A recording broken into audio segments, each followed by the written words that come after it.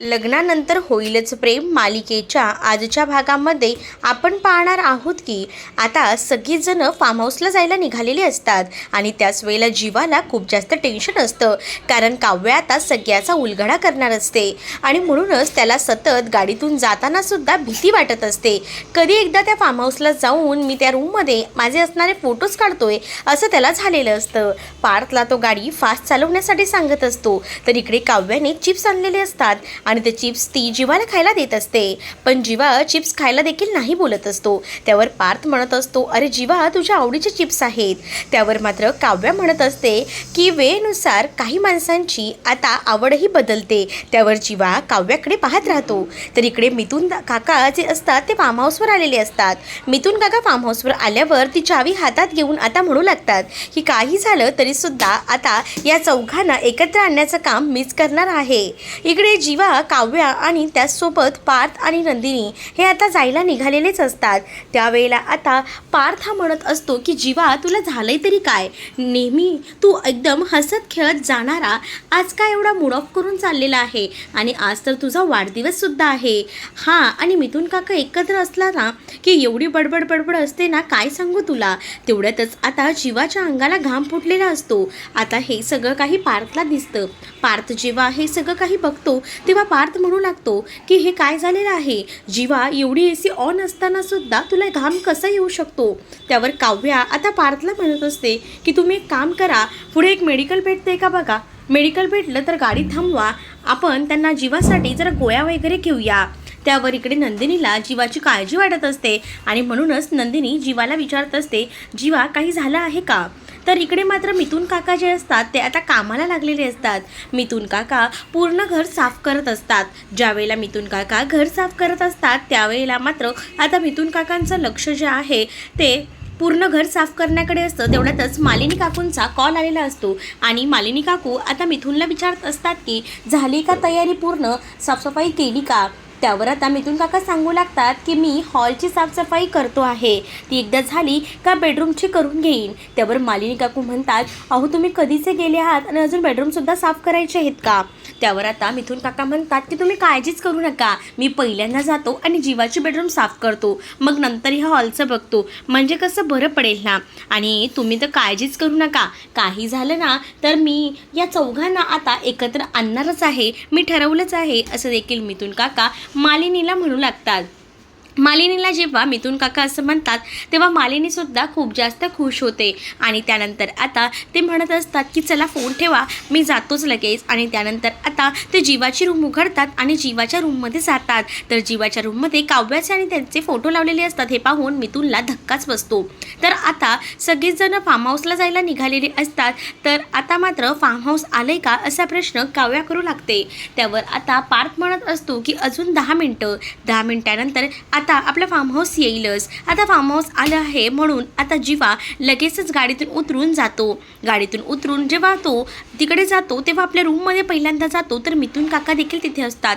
मिथुन काका आता जीवाला विचारतात, हे सगळं काय आहे जीवा, तुझं काव्यावर प्रेम आहे आणि तू याबद्दल या सगळ्या गोष्टी का नाही सांगितल्या, घरात सगळ्यांपासून का लपवलंस, हे सगळं आत्ताच्या आता मला सांग, नेमकं काय आहे ते. त्यावर जीवाला काय बोलावं समजत नाही, परंतु जीवा मिथुन काकांना म्हणत असतो की हे सगळं आत्ताच्या आत्ता पूर्णपणे विस्कटून टाकायला हवं, नाहीतर नंदिनी आली ना तर नंदिनीला या सगळ्याचा त्रास होईल. त्यावर आता तिथे जे काका असतात मिथुन काका ते म्हणत असतात की हे सगळं तर मी करेन, पण बाकीच्यांचं काय, या प्रश्नांची उत्तरं तर मला भेटायलाच हवीत ना. आणि तुला माहिती आहे का, मी आजच सांगितलं आहे वहिनींना की तुम्हा सगळ्यांचं नातं मी पूर्वव्रत आणेन, पण हे काय इथे येऊन बघतोय तर तुझं आणि काव्याचं एकमेकांवर प्रेम आहे हे स्पष्ट दिसते, मग तुम्ही हे लग्न का केलं हे सगळं मला उत्तर हवं आहे, असं आता मिथुन काका जीवाला म्हणत असतात. जीवा म्हणत असतो, मी तुम्हाला हे सगळं काही नंतर सांगतो मिथुन काका, पण आधी हे सगळं आवरायला हवं, कारण का कोणत्याही क्षणी नंदिनी काव्य इथे येतील आणि नंदिनीला हे सगळं कळलं ना तर खूप मोठा प्रॉब्लेम होऊन बसेल. आता लग्न तर झालेलीच आहेत. तेवढ्यातच आता काव्या, पार्थ त्याचसोबत नंदिनी तिथे आलेली असते आणि आता समोरच काव्याचे आणि जीवा असे फोटोज बघून तिला तर खूप मोठा धक्काच बसलेला असतो.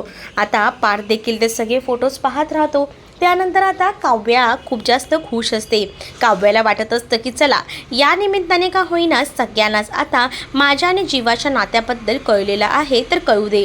त्याचनंतर आता इकडे मात्र काव्यसुद्धा म्हणत असते की जे तुम्ही सगळीजण बघताय ते खरं आहे. माझं आणि जीवाचं एकमेकांवर मनापासून प्रेम आहे आणि हे सरळ तुमच्या डोळ्यासमोर आहे. हे ऐकल्यानंतर नंदिनीला तर झटकाच लागतो. नंदिनी आता जीवाकडे पाहत राहते. जीवा मात्र निशब्द असतो. तो काहीच बोलू शकत नसतो. मात्र काव्या आता सगळ्यांसमोर असलेल्या प्रेमाची कबुली देते आणि सांगू लागते की खरं तर मला तुम्हा सगळ्यांना सांगायचं होतं, पण घरातल्यांना सांगितलं तर उगाच त्यांना टेन्शन होईल. आता हा आजचा दिवस योग्यच होता आणि इथेही माझे आणि जीवाचे फोटोज होते हे मला माहीत होतं, म्हणूनच मला फार्म हाऊसला यायची घाई लागून राहिली होती.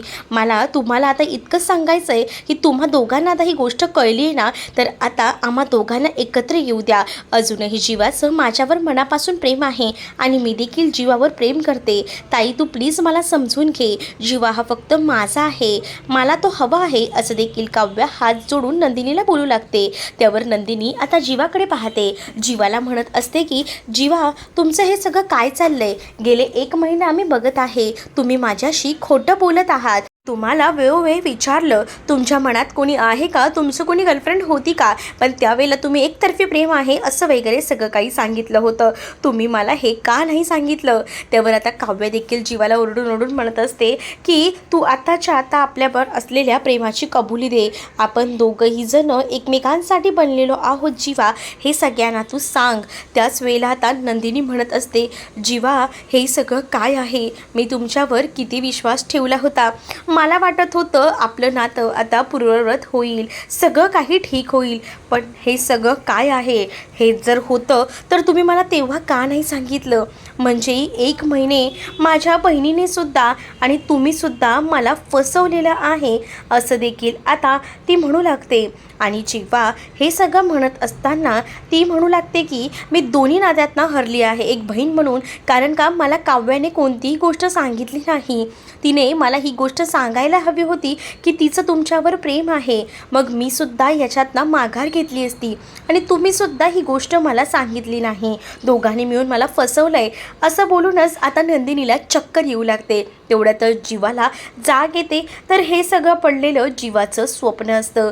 जीवा आता पाहतो तर काय, नंदिनी समोरच उभी असते. तर पार्थ आणि सगळेच जण जीवाला विचारतात की काय झालं आहे जीवा, एवढा का हायपर झाला आहेस? त्यावर जीवा मात्र म्हणत असतो की काहीच नाही, काळजी करू नको, सगळं काही नीट आहे.